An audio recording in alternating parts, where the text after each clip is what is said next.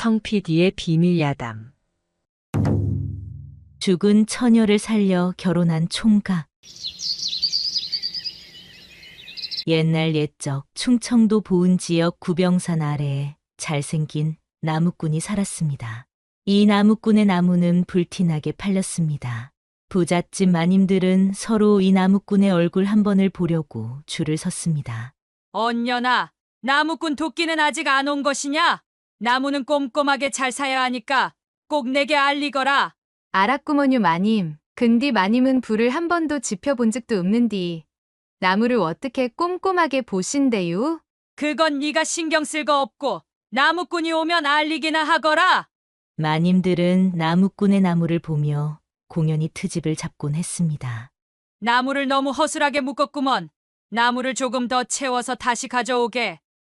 알겠구먼요, 마님. 마님들의 트집에 나무꾼 도끼는 희거리며 화를 내지도 않고 나무를 더 꼭꼭 묶어서 다시 갖다 주곤 했습니다. 어느 날 나무꾼은 언년이가 있는 집 마님의 안방을 덜컥 쳐들어갔습니다. 아니, 마님. 나무값을 밖에서 그냥 주셔도 되는디 굳이 방으로 오라고 하시면 남들이 보면 어쩔라고 그란데유. 남들이 보면 아니 되니까 내가 방으로 오라고 한 것 아니겠느냐. 남들보다 나무값을 2배로 쳐주는데 남들 보면 되겠느냐 안 되겠느냐. 그야 안 되는구먼요. 아이고, 이렇게 번번이 나무값을 후하게 쳐주시니 감사하구먼요. 근디 마님, 저기 부탁이 하나 있구먼요. 무슨 부탁이길래 이리 뜸을 들이느냐. 이거는 지가 그동안 평생 나무를 팔아서 모은 돈이구먼요. 이 돈을 전부 다 드릴 테니 언년이를 지한테 주세요. 지발 부탁이구먼요. 뭐야? 언년이는 우리 집 재산인디 어찌 내가 이깟 돈 몇 푼에 언년이를 판단 말이냐? 마님, 돈 몇 푼이라니요? 이 돈은 지가 장가 한번 가보려고 평생 모은 돈인디요. 저와 4천장도 넘는구먼요. 이쁘신 마님, 지발 부탁이구먼요. 지가 어떻게 하면 언녀이를 지한테 주시겠어요? 그야. 내가 그걸 어찌 내 입으로 말을 하겠느냐. 마님, 지 같은 산 것이 마님 같은 분의 생각을 어떻게 알 수가 있나요? 말씀을 해주셔야 알지요. 언년이 문제는 내가 생각을 해볼 터이니 너는 나무값을 3번만 방에서 받아가거라. 아무도 모르게 늦은 밤에 와야 하느니라. 그거라면 어렵지 않구먼요. 네, 알겠구먼요. 나무꾼은 3번이 아닌 10번 늦은 밤 마님의 방으로 나무값을 받으러 갔습니다. 도끼야, 너는 왜 나무값을 이렇게 늦은 밤에 받으러 오는 것이냐? 언년아, 내가 요즘 이렇게 바쁘게 산다. 그러니 조금만 참고 지달려봐. 내가 너를 꼭 이 집에서 해방시켜 줄 테니께. 도끼야, 서둘러봐. 나는 불안하다구. 내 배가 점점 불러오는디. 이러다간 마님이 눈치챌 터인디 어쩐다냐. 그 전에 나를 좀 이 집에서 꺼내달라구. 알았다니께 그러네. 그래서 내가 이렇게 늦은 밤까진 고생하는 거 아니여.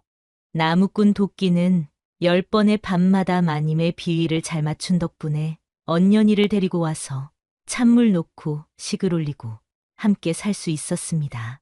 언년이는 도끼를 따라 구병산 아래 초가집으로 들어간 지 3개월 만에 떡두꺼비 같은 아들을 하나 낳았습니다. 도끼는 아들이 너무 이쁜 나머지 나무를 하러 나가지도 않고 매일 아기 곁에서 떠날 줄을 몰랐습니다. 서방 도끼야, 맨날 일은 안 하고 아기만 쳐다보고 있으면 어쩐다. 나무를 해서 팔아. 밀가루든 겨든 보리쌀이든 쌀이든 뭐라도 사와야 할 거 아니여. 나도 뭐를 먹어야 저지든 뭐든 나올 거 아니냐고. 도끼 네 눈에는 우리 아기가 배고파서 이렇게 울고 있는 게 안 보이는겨? 여보 마누라 언년아, 나도 그러고 싶은디 지금은 눈이 푹푹 쌓인 겨울이지 않냔 말여. 지금 산에 가봐야 발이 눈에 빠져서 나무를 할 수가 없단 말여. 그러면 우리는 손가락만 빨고 있어야 하는겨? 나는 아직 움직이면 안 되니께 서방인 도끼 네가 뭔 일이든 찾아야 하는 거 아닌겨? 애기는 어디로 도망 안 가니께 어서 나가봐. 아이고, 알았다니께 그랴. 내 쬐금만 더 아이 얼굴 좀 보고 나갈 테니 그리 재촉하지 말어. 아들이 어찌나 이쁘고 귀여운지 나무꾼은 아들 보는 재미에 푹 빠져서 지냈습니다. 나무꾼은 본업인 나무하는 것도 잊을 정도로 아들을 이뻐했습니다. 그래서 아이 곁을 떠나려고 하지 않는 나무꾼 도끼 대신 언년이는 아이를 낳은 지 3일 만에 남의 집 일을 나가야만 했습니다. 언년아, 고생이 많았구먼. 몸이 아직 성취도 않을 텐데 미안하구먼. 어서 이리 와보더라고. 내가 피로를 한 방에 싹 풀어줄 테니께. 말은 청산유수구먼. 시상천지에 아이 낳은 지 3일 만에 자기 마누라를 밖으로 내보내는 서방이 어디에 있는겨?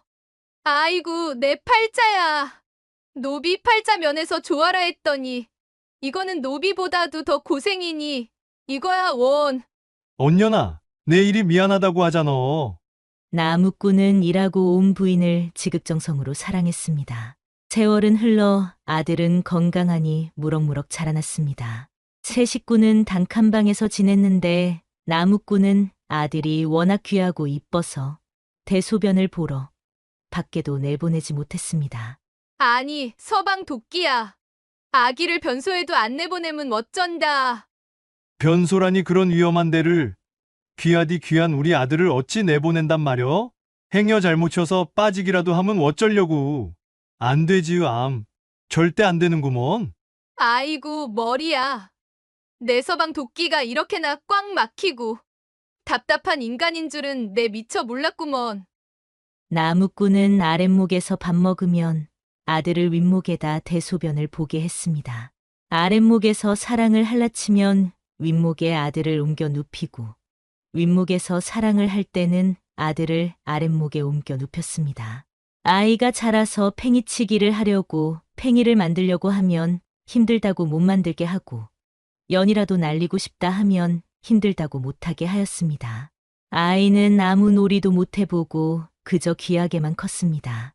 아이가 어느덧 10살이 되었고 나무꾼은 어느덧 50이 넘은 노인이 되었습니다.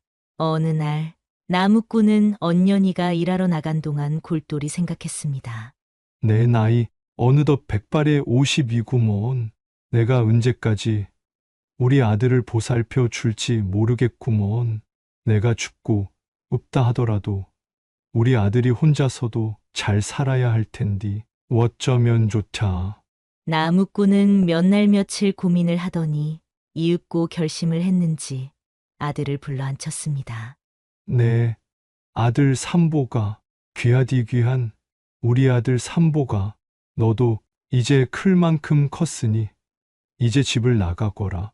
이제 어디 가서 돈벌이를 해야 하지 않겠냐. 아이고 아버지, 지가 할 줄 아는 게 아무것도 없는디요. 아버지가 나한테 뭐를 알려준 게 있나요? 지는 똥 넣고 밑도 닦을 줄 모르는구먼요. 근디 그런 지가 어디 가서 뭐를 어떻게 한대요. 그려서 이러는 거 아니냐. 할 줄 아는 게 아무것도 없으니 시상 어디든 가서 뭐라도 배워야 하지 않겠냐. 그려야 네가 앞으로 시상을 잘 살아갈 거 아니겠냐. 알았시요 아버지. 아버지 뜻이 진 그렇다면 지가 집을 떠나겠구먼요. 옆에서 아버지와 아들의 대화를 들은 부인은 기겁을 하며 펄쩍 뛰었습니다. 아니, 서방 도끼야. 우리 삼복이를 집에서 내쫓으려고 하는 거요. 우리 삼복이가 이제 겨우 10살이구먼. 지금까지는 아무것도 못하게 귀하디 귀하게만 크게 하더니만 하루 아침에 집을 나가라고 하면 어쩐다. 시상에 이런 법이 어디 있다.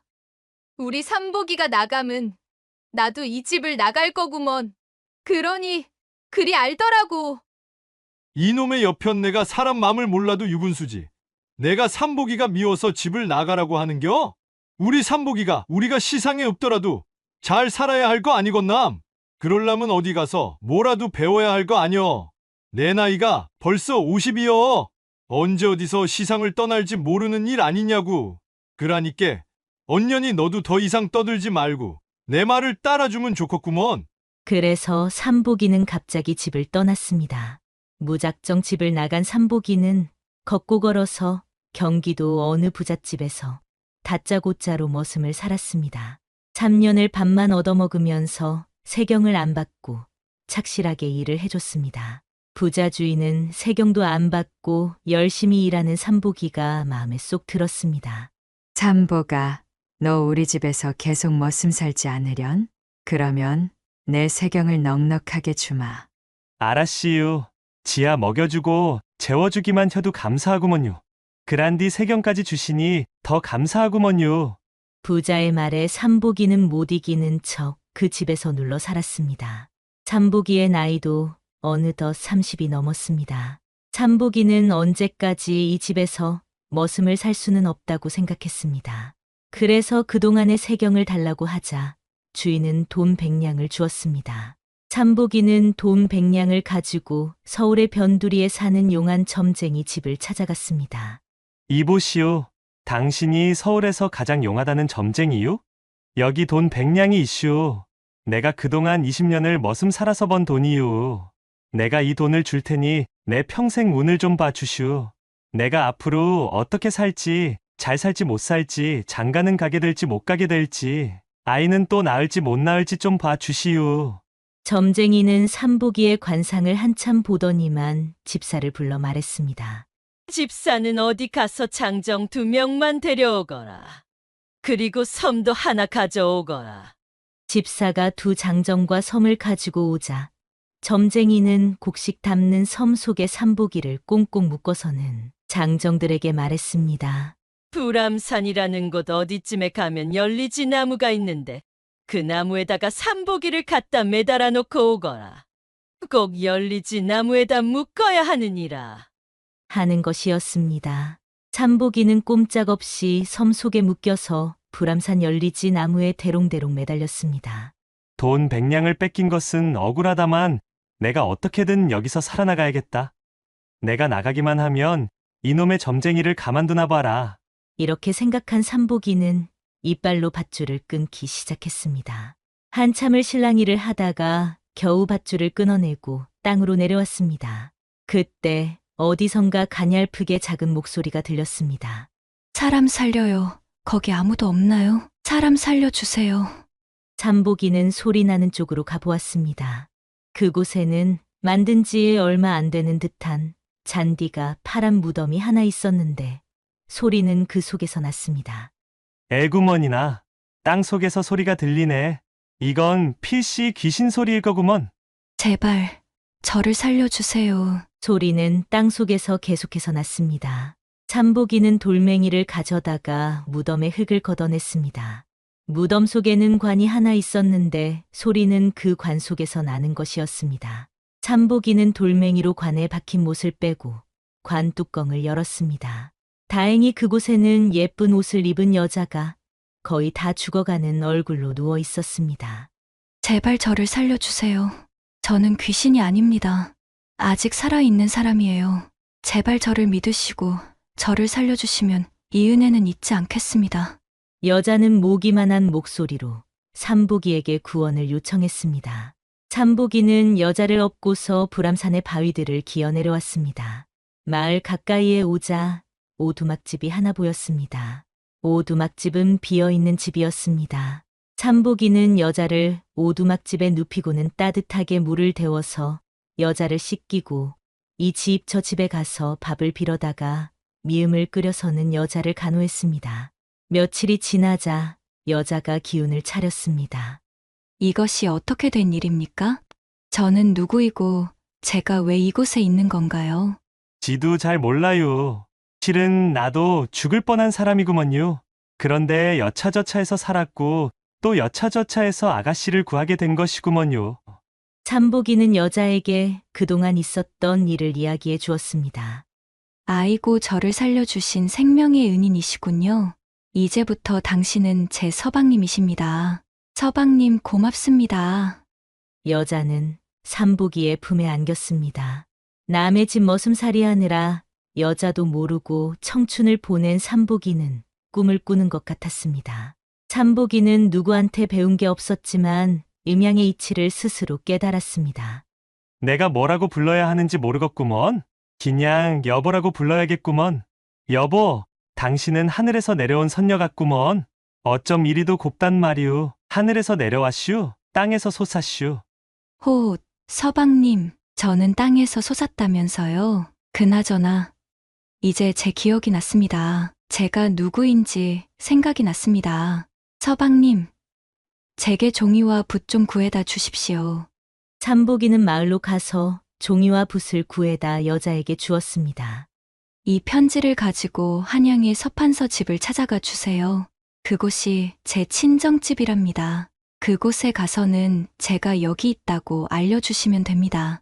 저희 편지를 반드시 전해주셔야 합니다. 꼭이요. 알았지요? 삼복이는 그동안 머슴만 살았지 글을 배우지 않아서 아내가 무슨 내용을 썼는지는 알지 못했습니다. 삼복이는 양반집 딸 같은 똑똑해 보이는 부인이 더욱 사랑스러웠습니다. 그래서 한낮에 한바탕 뜨겁게 사랑을 한 후 그 길로 아내가 알려준 한양의 서판서 집을 찾아갔습니다. 이리 오너라. 여보시유, 내가 편지를 하나 갖고 왔구먼유.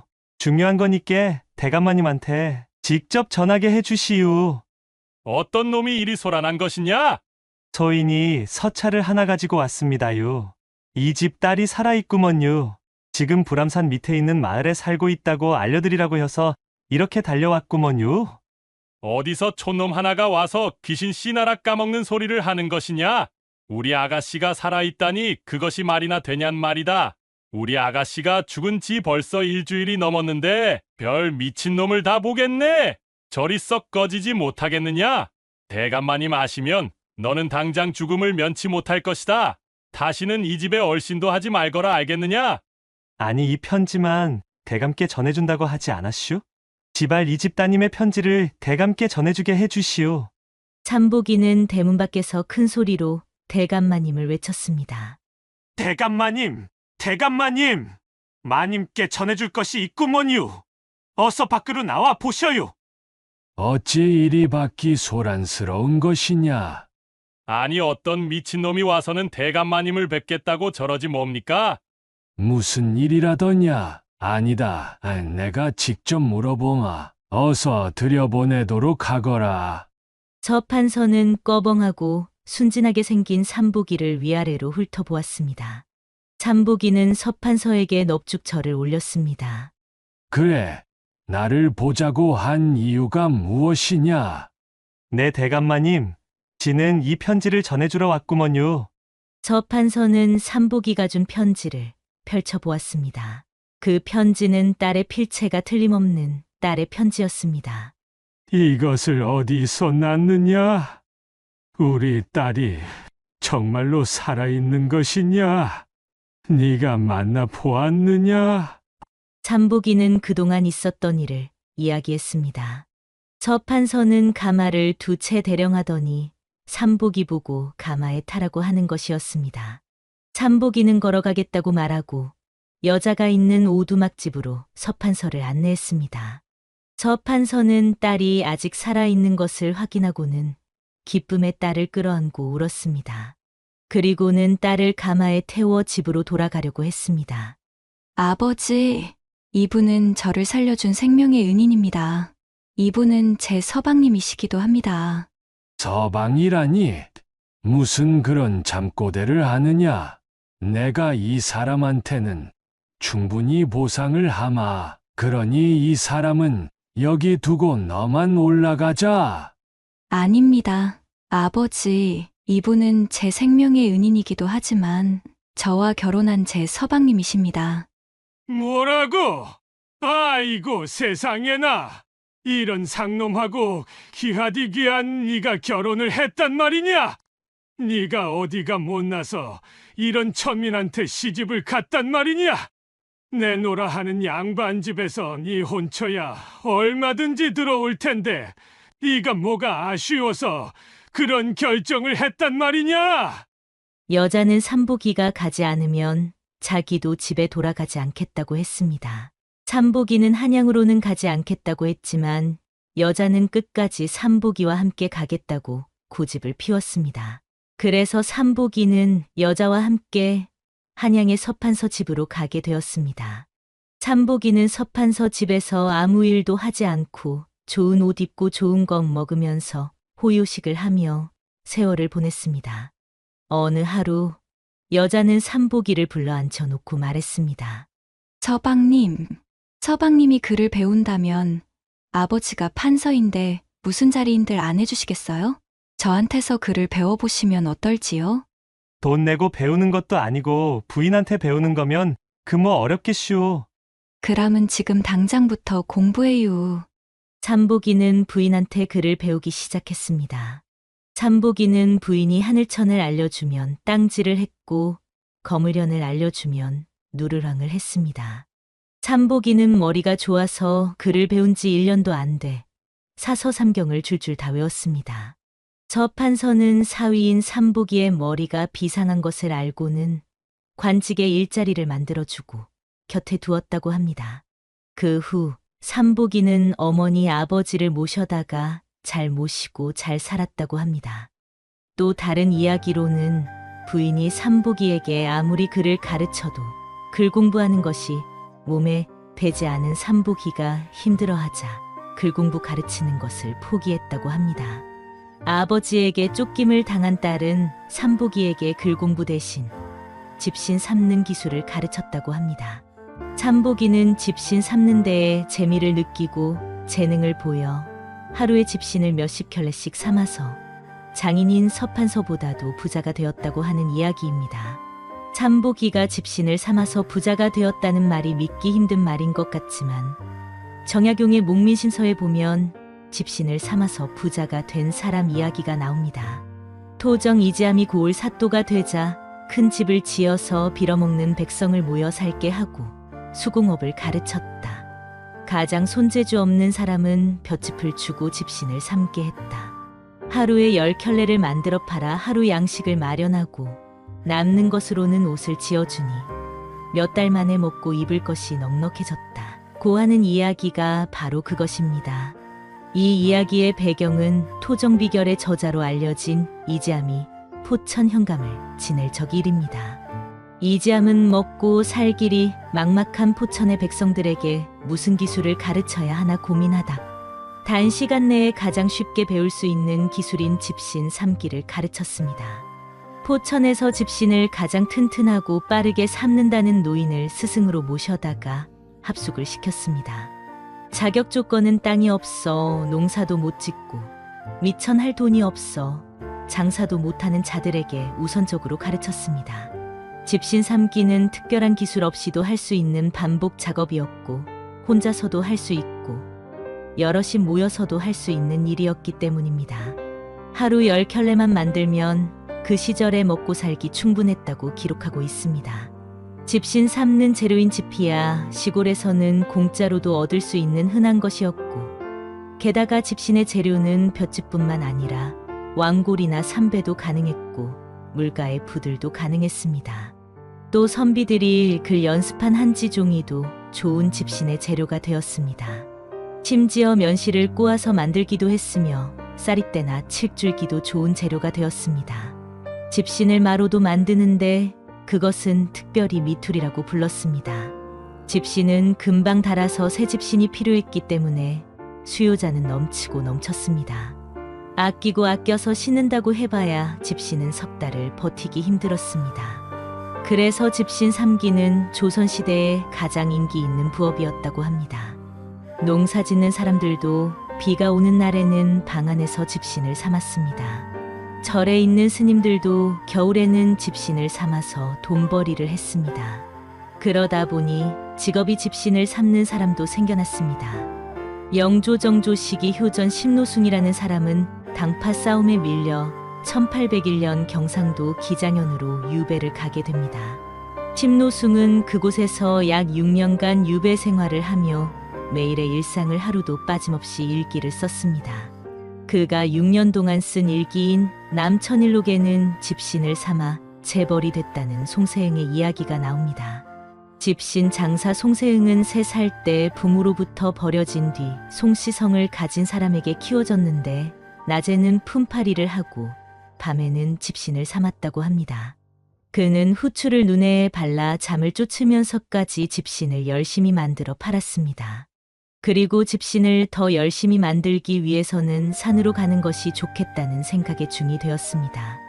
그는 절에서도 집신을 열심히 만들어 팔았습니다. 속세를 떠난 지 10년쯤 지나 결혼할 나이가 되자 절에서 나왔는데 이때 그가 가지고 있던 돈은 수천 냥 정도였다고 합니다.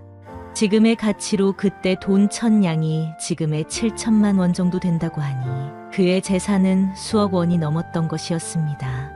그는 결혼을 하였는데 아내가 아들을 하나 낳고는 일찍 세상을 떠나버렸습니다. 그래서 그는 아들과 함께 절로 들어가 또다시 집신을 삼아 팔아서 돈을 모았습니다.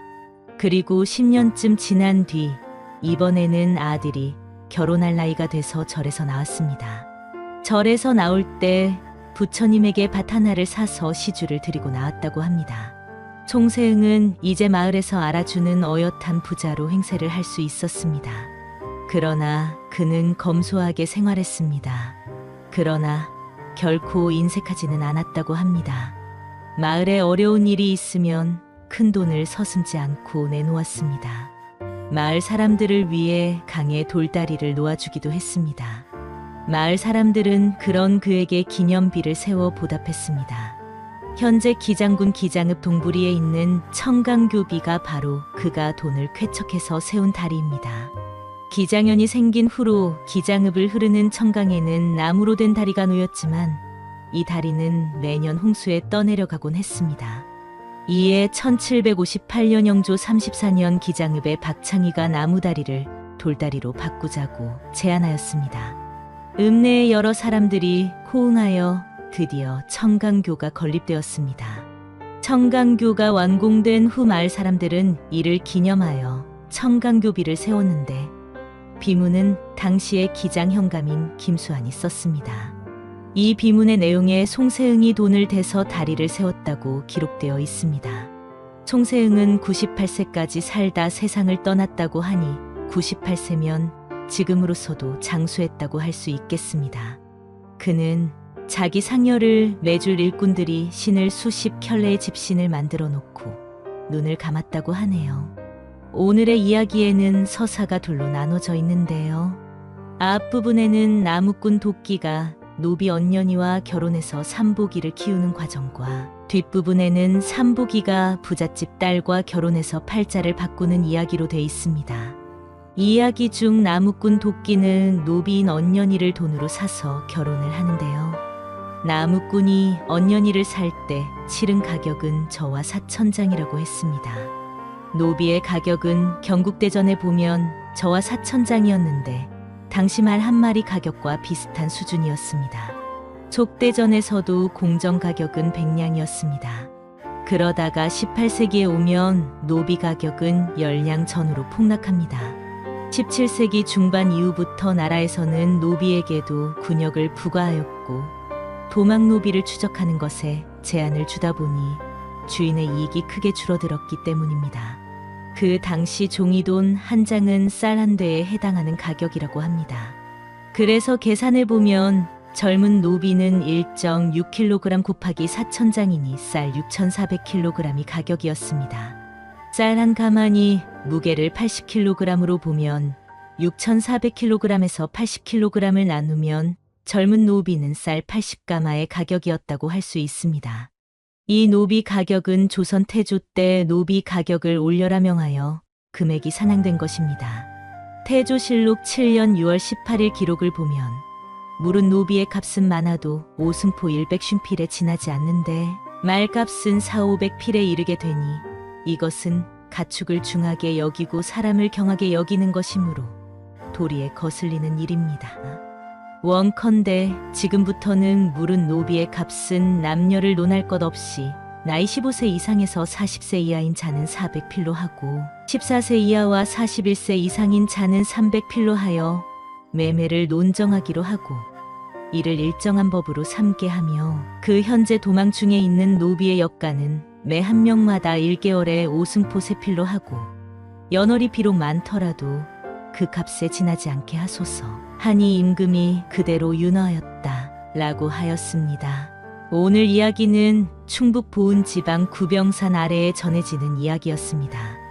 오늘의 이야기 후반부인 삼복이가 부잣집 아가씨를 만나 출세하는 이야기는 마치 바보 온달과 평강공주의 다른 버전 같습니다. 바보 온달과 평강공주는 바보 사위 모티프가 주를 이루고 있지요. 대부분의 이야기에는 가난 때문에 배우지 못해서 바보 취급을 당하는 착한 남자가 현명한 여자이거나 부자인 여자를 만나 출세한다는 이야기가 주를 이루고 있습니다. 오늘 삼복이 이야기도 바보 온달처럼 한국 민담의 주요 모티프인 바보 사위의 출세를 다루고 있습니다. 그럼 오늘의 이야기는 여기까지입니다. 이야기 들어주셔서 감사합니다. 그럼 다음 화에서 만나요.